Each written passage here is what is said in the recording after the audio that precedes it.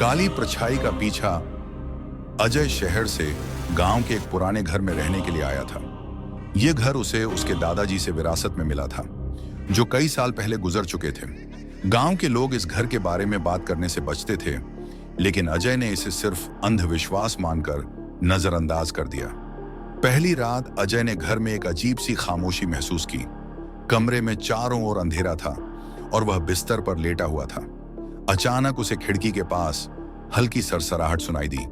उसने खिड़की की तरफ देखा, पर वहां कुछ नहीं था। लेकिन जैसे ही उसने अपनी नजरें हटाईं, उसे एक परछाई दिखी जो दीवार पर तेजी से भागी। अजय ने सोचा कि यह उसकी आंखों का धोखा होगा, लेकिन यह परछाई हर रात उसे दिखने लगी।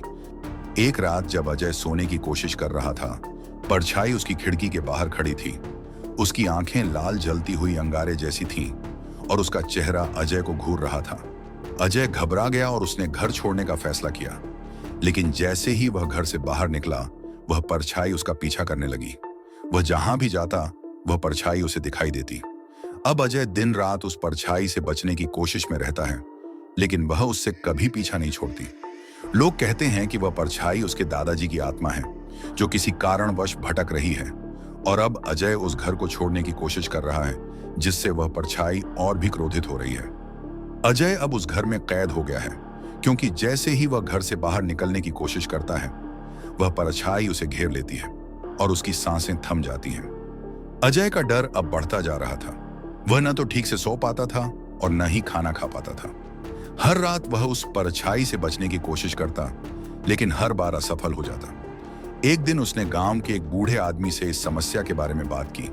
वह बूढ़ा आदमी जानकार था और गांव के इतिहास के बारे में बहुत कुछ जानता था। बूढ़े ने अजय से कहा, यह परछाई तुम्हारे दादाजी की नहीं है, बल्कि यह उस आत्मा की है जो इस घर में सालों से बंद है। तुम्हारे दादाजी ने इसे यहाँ कैद किया था ताकि यह गांव के बाकी लोगों को नुकसान न पहुंचा सके। लेकिन अब जब तुम यहाँ आ गए हो, तो वह आत्मा जाग चुकी है और तुम्हारा पीछा कर रही है।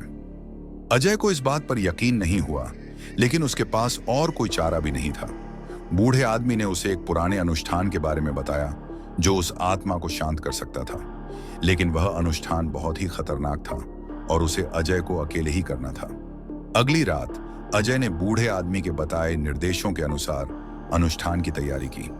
उसने घर के बीचों बीच एक गोला बनाया, जिसमें नमक, मिर्च और कुछ जड़ी बूटियां रखी। वह गोले के अंदर बैठ गया और अनुष्ठान के मंत्रों का जाप करने लगा। जैसे जैसे रात गहरी होती गई, घर में अजीब आवाजें गूंजने लगीं। खिड़कियां जोर जोर से हिलने लगीं और दीवारों पर दरारें पड़ने लगीं। अचानक वह काली परछाई अजय के सामने प्रकट हुई। उसकी आंखें अब और भी डरावनी हो गई थीं और वह गुस्से में अजय की तरफ बढ़ने लगी।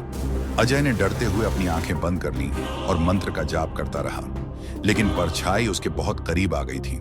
वह अब अजय को मारने के लिए तैयार थी। तभी एक तेज रोशनी उस परछाई पर पड़ी और वह जोर से चीखने लगी। रोशनी ने उसे जलाना शुरू कर दिया और वह धीरे धीरे गायब होने लगी।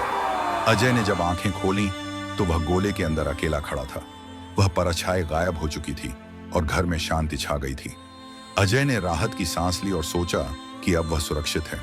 लेकिन जब वह घर से बाहर निकला, तो उसने देखा कि उसके पैरों के नीचे से कोई परछाई नहीं बन रही थी।